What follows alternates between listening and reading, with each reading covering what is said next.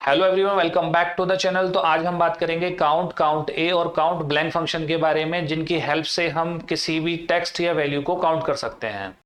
तो सबसे पहले हम बात करेंगे काउंट फंक्शन के बारे में। देखिए, काउंट फंक्शन का यूज किया जाता है किसी सिलेक्टेड रेंज में से न्यूमेरिक वैल्यू को काउंट करना। इसको समझते हैं हम फंक्शन से। मैंने यहाँ पर फंक्शन यूज किया काउंट, ब्रैकेट ओपन करने के बाद मैंने यहाँ पर दो टेक्स्ट और दो न्यूमेरिक वैल्यू, इन चारों को सिलेक्ट किया और उसके बाद ब्रैकेट क्लोज कराया, एंटर लगाया।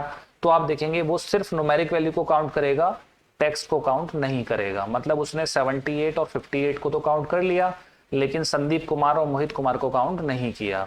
दोबारा से समझिए इसको। फिर से हम टाइप करेंगे काउंट, ब्रैकेट ओपन करने के बाद इस बार हम यहाँ पर जो टेक्स्ट वैल्यू है, यानी जो स्टूडेंट्स के नेम है, उनको सिलेक्ट करते हैं और ब्रैकेट क्लोज करने के बाद जब एंटर लगाते हैं तो आप देखेंगे यहाँ पर वो काउंट करके आपको वैल्यू दिखाएगा 0।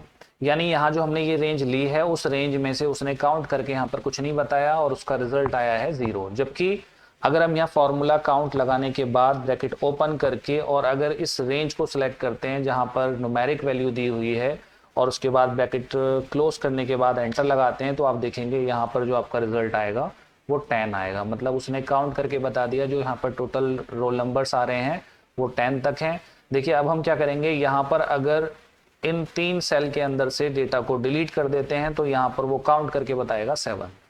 मैंने यहाँ से भी डिलीट कर दिया तो देखिए 6 दिखाएगा रिकॉर्ड। इसी तरह 1 को भी डिलीट कर दिया तो देखिए 5 रिकॉर्ड दिखाएगा। मतलब वो सिर्फ उन सेल्स को दिखा रहा है जहां पर हमने न्यूमेरिक वैल्यू यूज की है। अगर मैं देखिए यहाँ पर कोई टेक्स्ट देता हूं तो उसके बाद भी वैल्यू यहाँ पर नहीं बढ़ेगी, लेकिन अगर मैं यहाँ पर न्यूमेरिक दे देता हूँ और एंटर लगाता हूँ तो देखिए यहाँ पर ये वैल्यू बढ़ जाएगी।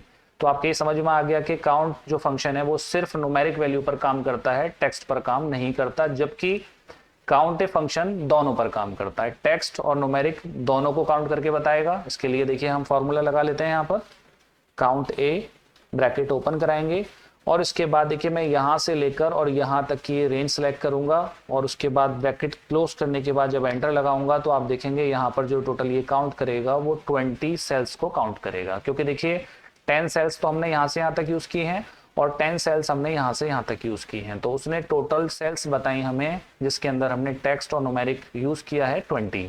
अगर हम देखिए यहाँ से ये दो टेक्स्ट को डिलीट कर देते हैं तो यहाँ पर ये रिजल्ट आएगा 18 और दो वैल्यू को डिलीट कर देते हैं तो देखिए यहाँ रिजल्ट आ जाएगा 16। तो इस तरह से हम चेक कर सकते हैं जितने रिकॉर्ड वहां पर हमने टाइप कर रखे हैं। इसके बाद देखिए मैं यहाँ पर दोबारा से रिकॉर्ड टाइप करूंगा तो यहाँ पर 16 की जगह जैसे ही मैं एंटर लगाऊंगा 17 रिकॉर्ड हो जाएंगे। फिर से टाइप करूंगा, ये आपके 18 हो जाएंगे। फिर से यहाँ पर कोई वैल्यू रखूंगा तो देखिए 19 हो जाएगा और फिर से कोई वैल्यू रखूंगा तो यहाँ पर ये 20 रिकॉर्ड हो जाएगा। तो इस तरह से काउंट ए से हम टेक्स्ट और न्यूमेरिक दोनों को काउंट कर सकते हैं। अब समझ लेते हैं हम काउंट ब्लैंक फंक्शन को। इसके लिए देखिए हम यहाँ पर फॉर्मूला लगाएंगे काउंट ब्लैंक। ब्रैकेट ओपन करने के बाद यहाँ पर आपको किसी भी एक रेंज को सिलेक्ट करना है और उसके बाद ब्रैकेट क्लोज करने के बाद जब एंटर कराएंगे आप तो आपको यहाँ पर रिजल्ट मिलेगा 0। क्योंकि देखिए काउंट ब्लैंक का मतलब होता है कि वो ब्लैंक सेल को काउंट करता है, जबकि यहाँ पर इस रेंज में कहीं भी कोई सेल ब्लैंक नहीं है। अगर आप देखिए यहाँ से इस रिकॉर्ड को डिलीट कर देते हैं तो यहाँ पर वो ब्लैंक सेल को काउंट करके बता देगा, यहाँ पर रिकॉर्ड आ जाएगा 1। इसके बाद देखिए हम यहाँ पर डिलीट कर देते हैं इसको, इसके बाद यहाँ पर डिलीट कर देते हैं तो वो टोटल आपको ब्लैंक सेल बता देगा। जो आपने ये रेंज सेलेक्ट की थी उसमें 3 सेल्स आपके ब्लैंक हैं। तो ये थे काउंट ए और count blank function. Next video में हम आपको बताएंगे एवरेज फंक्शन के बारे में।